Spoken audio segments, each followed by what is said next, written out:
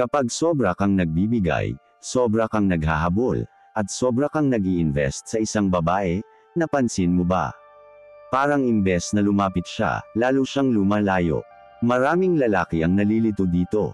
Ang akala nila, kapag binigay nila lahat, mas mamahalin sila.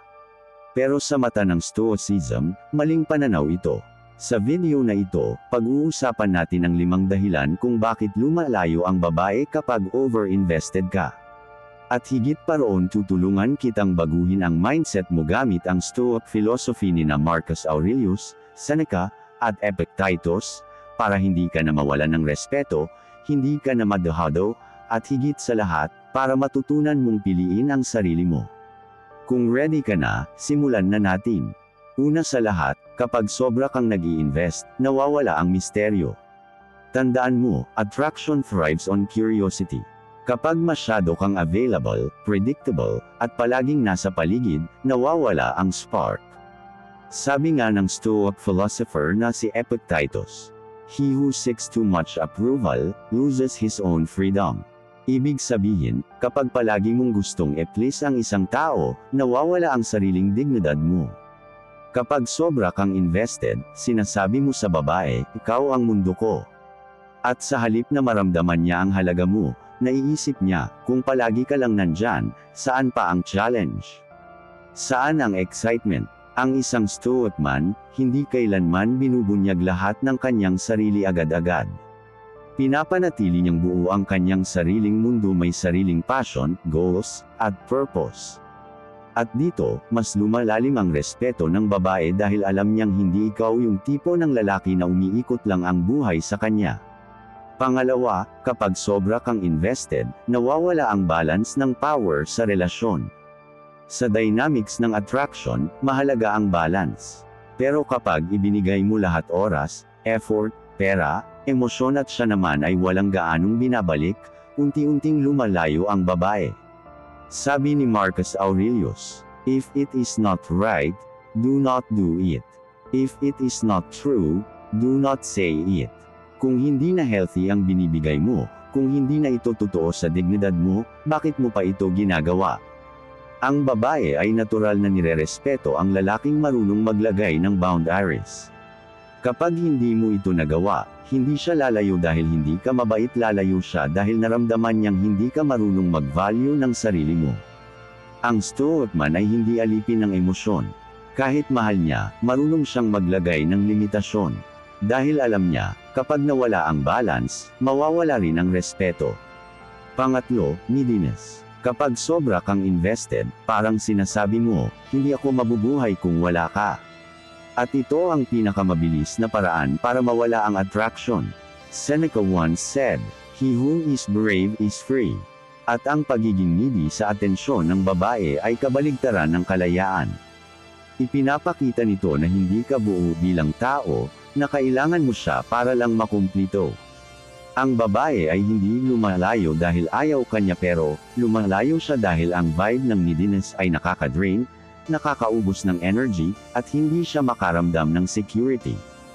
Ang Stoic man, kahit nagmamahal, buo pa rin ang sarili. May sariling layunin, may sariling direksyon, at dito, mas nagiging attractive siya dahil hindi siya nakadepende. Pang-apat, self-respect.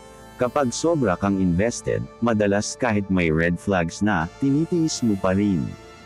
Kahit hindi ka na pinapahalagahan, sige ka pa rin ng sige.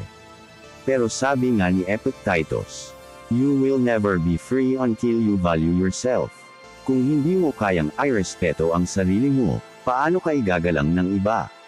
Kapag pinayagan mong lamangan ka, kapag tinanggap mo ang crumbs, at kapag pinili mong manatili kahit hindi na pantay ang trato subconsciously, ang babae mawawalan ng respeto sa'yo. Dahil pinakita mong wala kang sariling paninindigan. Ang Stoicism ay nagtuturo na ang dignity at self-control ay higit na mahalaga kaysa sa pansamantalang emosyon. Kaya kung gusto mong respetuhin, matutong lumakad palayo kapag hindi na healthy. Dahil doon makikita ang tunay mong halaga. Panghuli, kapag sobra kang invested, nawawala ang challenge at admiration. Ang babae, naturally, na-attract sa lalaking may sariling misyon. Kapag ikaw ay sobrang focused sa kanya, imbes na sa sarili mong growth at purpose, unti-unti niyang mararamdaman na wala na siyang dapat i-admire sa'yo. Marcus Aurelius once said, "Waste no more time arguing what a good man should be. Be one." Ibig sabihin, huwag mong ipakita lang na ikaw ay valuable, maging valuable ka talaga. Kapag ang babae nakita na ikaw ay committed sa iyong purpose, goals, at values, mas lalo kanyang irerespeto.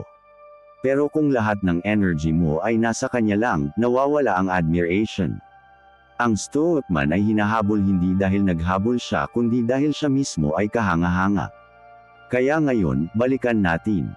Ito ang 5 dahilan kung bakit lumalayo ang babae kapag sobra kang invested.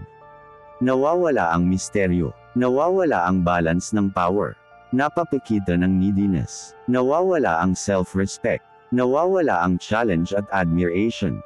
Kung gusto mong maging lalaking rerespetuhin at mamahalin hindi lang dahil sa effort kundi dahil sa dignidad mo, alalahanin mo ang stoic mindset. Manatiling kalmado. Manatiling may paninindigan. At higit sa lahat, manatiling tapat sa iyong sarili. Dahil tandaan, ang babaeng tama para sa iyo ay hindi lalayo kapag ikaw ay buo bilang tao. Pero ang babaeng hindi para sa iyo, kusa siyang mawawala. At iyon mismo ang biyaya ng stoicism, ang kakayahan mong tanggapin at panindigan ang mga bagay na hawak mo, at bitawan ang mga bagay na hindi na para sa iyo. Kung nagustuhan mo ang video na ito, huwag kalimutang mag-like, mag-comment, at mag-subscribe para sa mas marami pang stoic wisdom para sa mga lalaki. Salamat sa panunood, at manatiling matatag gaya ng isang stoic.